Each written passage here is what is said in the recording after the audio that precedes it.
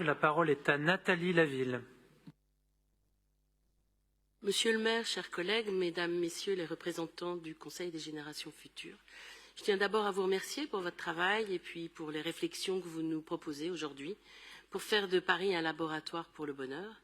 L'objet de votre étude est non seulement original, mais il est aussi tout à fait pertinent quand on voit que la France vient tout juste de rentrer dans le top 20 du classement de l'ONU sur le bonheur, en progrès donc, puisqu'elle a souvent figuré au-delà de la 30e place. Le bonheur, c'est une notion qui est tout de même bien subjective. Pour certains, le bonheur, c'est avoir des pieds d'arbre propres et bétonnés, quand pour d'autres, ces mêmes pieds d'arbre doivent être libérés et verdoyants. Le bonheur, pour certains, c'est pouvoir circuler avec de gros 4x4 dans nos rues, sans contrainte, quand pour d'autres, c'est d'en être tout simplement débarrassé.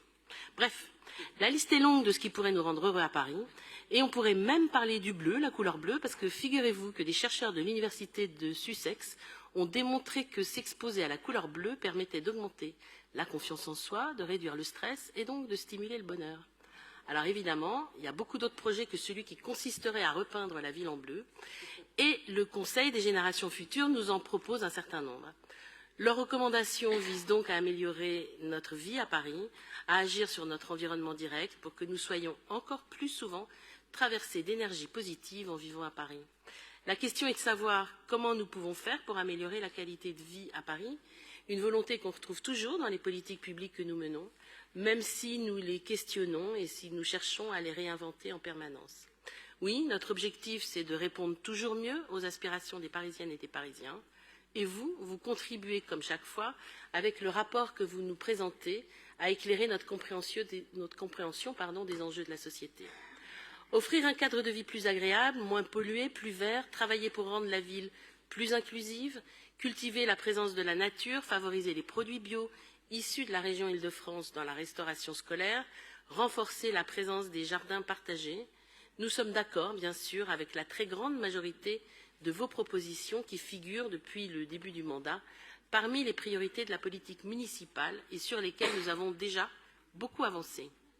Vous souhaitez également donner au quartier une dimension de village, c'est là tout l'objet de la ville du quart d'heure, qui cherche à limiter le caractère écrasant de la ville, comme vous le dites vous-même, tout en profitant de ses atouts et en développant les espaces de convivialité, comme on le fait dans les cours d'école ouvertes aux familles en fin de semaine, par exemple.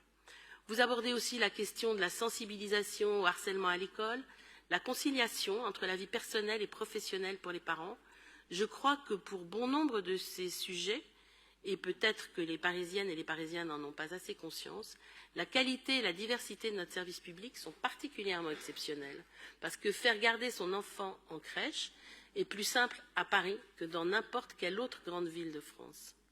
Il y a aussi la question du logement, c'est peut-être un préalable à tout le reste. On sait à quel point il peut être difficile de trouver un logement abordable dans la capitale. Paris prend toute sa part, et puis plus encore, avec la création de logements sociaux, l'encadrement des loyers, les aides pour la rénovation thermique des logements. Vous proposez un prêt à taux zéro pour faciliter l'accession à la propriété. Il y a sans doute encore des outils à inventer pour faciliter l'accès au logement à Paris. Les choses seraient aussi plus simples si nous étions accompagnés par le gouvernement, qui vient tout au contraire de mettre un coup d'arrêt à la construction de logements sociaux en modifiant la loi SRU. Tendre vers le bonheur de toutes et tous, c'est bien l'objectif de notre politique municipale. Merci pour vos propositions inspirantes pour aller plus loin encore vers cet idéal. Merci.